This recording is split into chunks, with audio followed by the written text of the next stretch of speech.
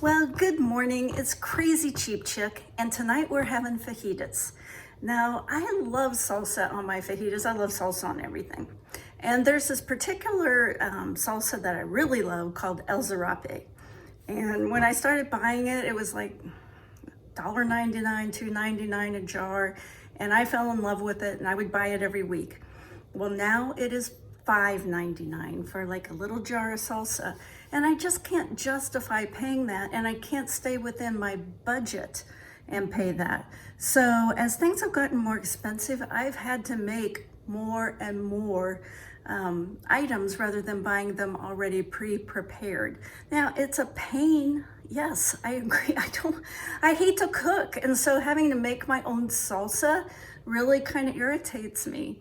But that's what I got to do if I want salsa, because I'm not going to pay $5.99 for salsa, and the cheap salsas don't taste good. They're horrible. So I'm going to make my own salsa today. I know how to make salsa. My grandma used to make salsa. It's probably not going to be as good as el zarape, and it's probably not even as good as what you make, maybe. So leave me a comment. I'm going to show you how I make salsa. I like my salsa. And tell me what you do different. Maybe yours is better than mine. I'm not gonna argue with you, but mine is definitely okay. And so my family eats it and they love it. This is gonna last, a big mason jar of it. It's gonna last probably 7 to 10 days in the refrigerator because it has so much salt and lime, and tomatoes are high in acid, so it'll last a long time. If you're not going to eat it within that period of time, you're gonna have to throw it out, or you're gonna have to process it in a pressure cooker, just like you would if you were making tomatoes in a pressure cooker. So anyway, that was a lot of talk. Let's get busy cooking. This is the bag of tomatoes that I bought today for 99 cents. These are tomatoes I got last week, and I think I only used like 1 or 2. I think I had bought 2 bags. I have all these old tomatoes, so what we're gonna do is we're gonna roast them. And then once we roast them, they can be used in lots of things. They can be used in spaghetti, lasagna, chili, vegetable soup, salsa. I'm gonna use some of them to make salsa for dinner tonight. And I know they look rough, and a couple of them will be too rough to use, but you'll see. Well, I've already got my pan out, and I've got aluminum foil. I'll put olive oil on there. Now, I took out the ones that I thought were the best, and I'm gonna put them in a mesh bag because I might need some tomatoes for something this week, like a salad or a hamburger, something like that. Now, these are the rough tomatoes, but you won't know it when they're roasted. Roasting brings out the sweetness. And so like if it looks a little bad, you're just gonna cut that off. Like these are a little shriveled up on top, that's okay. I'm gonna just cut those tops off. Anything that looks bad, I'm gonna cut out. You know, when you're peeling a potato, if there's a bad spot in the potato, you don't throw away the whole potato, you just cut out the bad spot. Well, it's gonna be the same with these tomatoes. They're still pretty firm, and maybe they've got a bad spot. We're gonna cut the bad spots out. Well, there are those beautiful tomatoes all cut up. Now I've cut the tops off some of them, and they look fine. In fact, these may be the best tomatoes in the store because they're the ripest. And these tops that were a little rough, I'm just going to put them in my compost can, and we may get some volunteer tomatoes out of there. I don't know. The very best tomatoes I'm saving because I may use those later in the week. So now what are we going to do? We are going to put olive oil all over these. We don't want them to stick, but we also want the flavor of the olive oil. Oh man, I love roasted tomatoes. You can even make tomatoes, your own tomatoes. There's so much you can do. All right, now I always put a little spice on. What am I gonna use?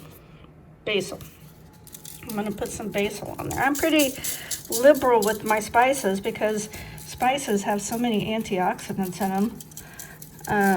And flavor. Everything's bland. I eat so much. I go places, and if I eat out or sometimes someone invites me over, it's just bland because there's no spice. Then oregano. But I never, ever criticize another cook, because if someone was nice enough to make me a meal, I know how much hard work went into it. And I'm going to put a little bit of this. I got this on clearance for 99 cents. It says it's onion and herb. I'll go ahead and put some of that on there. In another video, I'm going to show you how to save money on spices. Now, it's very likely that this spice here and this spice here came out of my garden, because I grow oregano and basil, and I crumple them up and put them back into the jars that say that. All right, so now we're going to put them in an oven. And I've got my oven heating up. I've put it on roast at 350 degrees. And I'm just going to watch it until they look done. 350 degrees, and we've got it on roast. Well, now that the tomatoes are all roasted and cooled down, I'm going to put them in a food processor. Well, there is my roasted tomatoes in the food processor, and I'm going to add a fair amount of garlic. I love garlic. It's so healthy. I'm also going to put in some cilantro. I've already kind of chopped this up for the fajitas that I'm going to have along with this salsa tonight. And this is cumin. I just have it in a little jar that I bought at Menards. And so I like a lot of cumin. And we're going to put some lime. So I'm just going to squeeze some lime juice in there. And I think I'm going to go ahead and put a little bit of onion powder. I didn't today, but sometimes I'll roast onions along with the tomato when I make my salsa. But today I'm just going to add a little bit of this really cheap onion powder that I got at Hy-Vee. They had one of their specials where you could buy 1 container of spice for 29 cents. So this was 29 cents. Now we are going to put our lid on here and give it a spin. I'm going to just taste it. Tastes pretty good. Needs some salt. But I like mine runnier. And so I think I'm going to add a little tomato juice or water, probably tomato juice, to thin it down just a little bit. And I'm going to add some salt. So here's the salt. Now, if you wanted it hot, you could put jalapenos in it or hot sauce. I don't like it hot. I can't handle the spice anymore. This is just regular old tomato juice, but I'm afraid it won't thin it down enough that I'm going to have to add a little water. I'll go ahead and pulse it and see.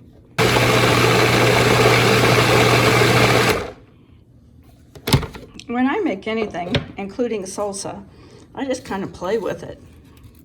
See, to me, that's still too thick. But I'm going to taste it. Good flavor. I think I'm going to add a little bit more cumin and a little bit more cilantro and a little bit of water. Well, as you can see, I put a little bit more cumin. You probably can't see, I put just a little bit more salt, a little bit more cilantro, a little dab of pepper, not very much. And I'm going to put in just a little bit of cayenne pepper. I mean a little bit. There we go. And I'm going to add some water now. And how do you like your salsa? Do you like it runny or do you like it chunky? I mean, seems to be about 50-50. I'm going to add about that much water. About a 1/4 cup. And I'm going to spin it. It's really chunky to me. Let's try it. Good flavor. I'm going to add another little bit of water. I'm going to do just a little bit more cayenne. I mean, when you make something like this, you're making it according to your own taste buds. What do you like? I'll put a little bit more cumin. I think that's pretty good. Let's spin it again. That is really getting there. I think I'm going to try just a little bit of this Cuban-inspired Mojo seasoning. That's a lot. and a little bit more water. Now, every batch I make turns out slightly different, of course, and yours will too. That's okay. All right, let's try it. Now I think we're getting somewhere. Yeah, that's about how I like it. Oh man, that's pretty tasty. So I'm just gonna take this salsa and I'm just gonna put it in a mason jar. Now, since we're gonna eat this in the next couple of weeks, probably 10 days or so, I'm not gonna worry about processing it. But if you needed it to last for a long time, then you would have to process it like you do canned tomatoes. Well, thank you so much for watching my video all the way to the end. I really do appreciate it. It makes me think that you're a super kind and special person. I would not call myself a prepper, but I do believe in being prepared. And a lot of the things that I do, like making salsa or making spaghetti sauce from scratch, those kind of things, those are things that my mom and my grandma, they always did, because buying it pre-prepared wasn't even an option. And I just think we need to become more self-sufficient and be prepared. COVID kind of taught us that supply chains can be fragile, and we never know when another catastrophe, world event, a storm will cut us off from buying things already made. We need to learn now how to make these things ourselves. So if you don't know how to make them yourselves, then I'm going to be making several videos on how to make common things that you probably already buy pre-prepared. And it'll also save you a ton of money, and it might start bringing some of these prices down when companies learn that people will make it themselves rather than pay outrageous prices. If you got anything at all out of my video, please give me a like and consider subscribing. Have a great rest of your day.